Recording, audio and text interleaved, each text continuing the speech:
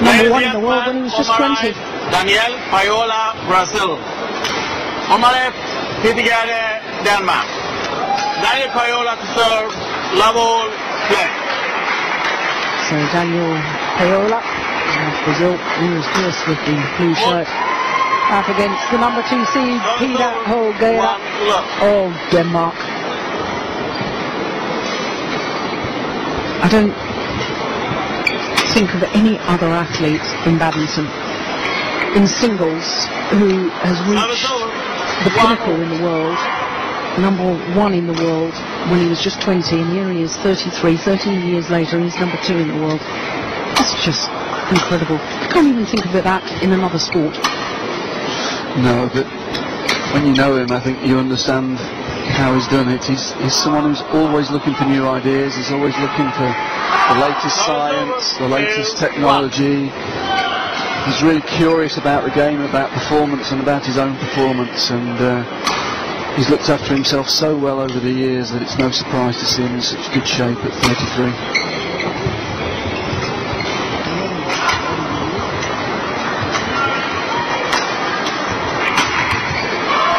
Beth did have an injury problem in 2002, had knee surgery to his right knee, but apart from that, as you say, has kept himself in remarkable condition. Part of that, I think, is the way he moves. He glides around the court, and therefore, because he's got this, he's almost moving like a cat about to pounce on its prey. And because he's got his low body movement as he's moving around the court, perhaps less susceptible to injuries? I don't know. I think clearly the better your technique, the less chance of you getting injured. I think there's a clear link between technical and injury problems. Players that have to fight their way around the court, that play a more physical style, will get more injuries. But Peter's technique from a very early age was so sound. Well coached when he was young, started when he was very young, and very, very good technique. You could probably contrast that a little bit with one of his compatriots, Thomas Stewart, who technically probably wasn't as good, longer levers as well, a much taller man, but suffered incredibly with injuries over the years, which probably prevented him winning the number of titles that he should have done. And I think certainly one of the reasons behind that was his technique.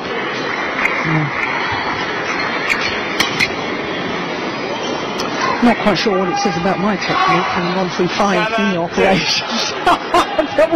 We'll leave that one to discuss over a glass of wine tonight, I think. On the other side of the net, the Brazilian boy, although it says he's played a lot of matches on the stats you saw at the beginning of the game, I can tell you the majority of those matches have been in South America. He's not a player who's travelled a lot around the world. But I think we will be seeing more and more of the Brazilian players, with the 2016 games now being given to Rio de Janeiro. Absolutely. And I know that some money is going into badminton now, hence seeing the Brazilian player here this time. They have qualified players for the World Champs in the past, but they haven't always taken those places due to lack of funds. It's probably a reflection that they're going to take badminton a little bit more seriously in the lead up to the game.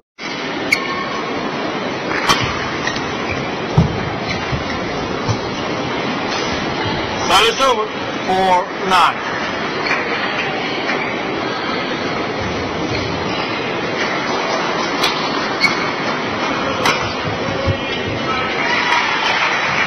It's over. 10-4.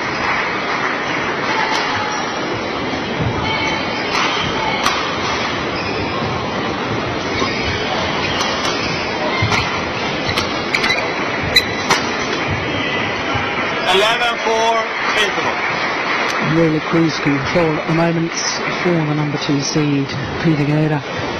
Just 4 minutes for the 11-4 advantage.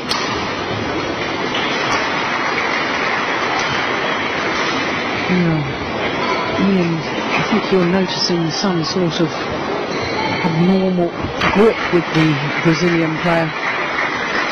Yes, it's a strange grip he's got, I have to say. The fingers completely separated from the other fingers, and just gives him Court 1, 20 seconds. Court Just looks a 1, little 20 bit strange when he's coming in to take the shuttle. I need to watch a little bit more, but it's quite an interesting grip he's got. Could give him quite a lot of control from below the net, but would probably cost him power from overhead. 11-4, play. I just saw it at the end there on that replay.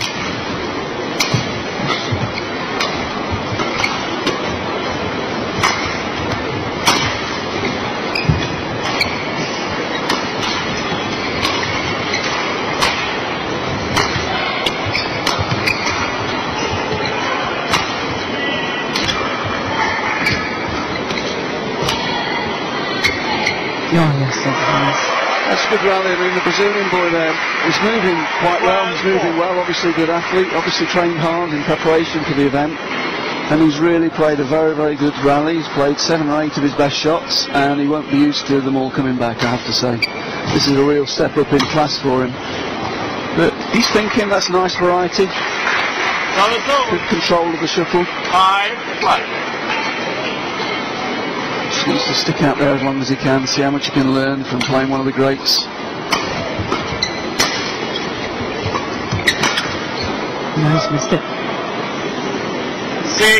6-12.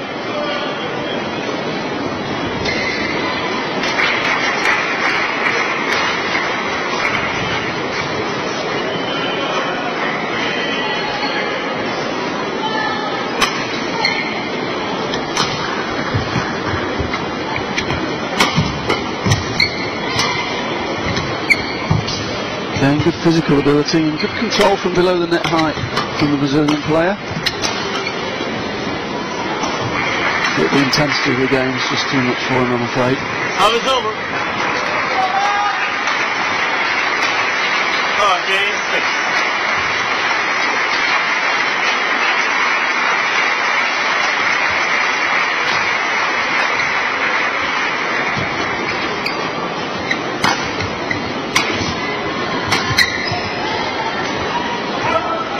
Yeah, good judgment. Shot the lines just long of that back line.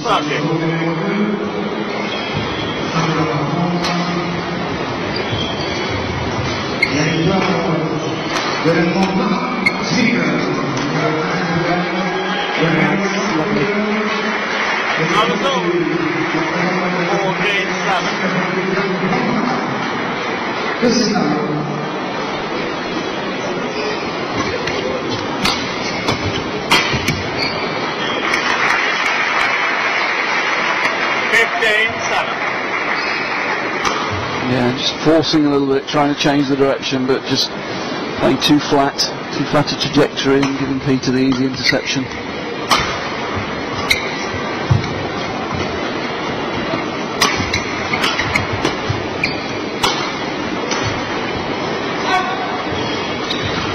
Well, that didn't miss by much, I can assure you. You're looking straight down that line. The Brazilian boy plays with good control, but it's got slightly exaggerated grip, which means he'll control the shuttle pretty well, but he won't be able to generate much power. And he's certainly missing a little bit of penetration at this level. That's good judgment. 8-16.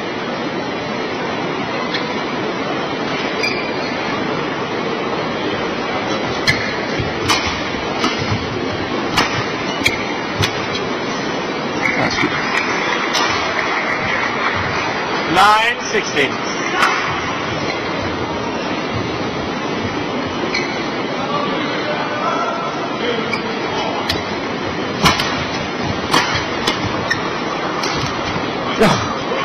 Fantastic, and that was nice from Daniel Paiola, 17-9. because applauded after the rally. Look at that, yeah, super shot and good sportsmanship as well from his opponent.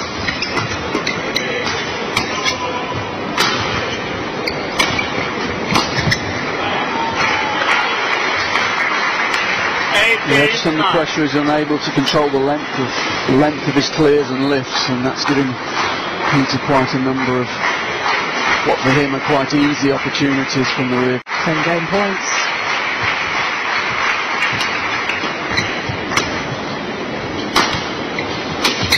Game. Well, the opening game Okay, in comfortable style 21-10. to the number 2 seed, Gade, 21-10. Just 11 minutes of play.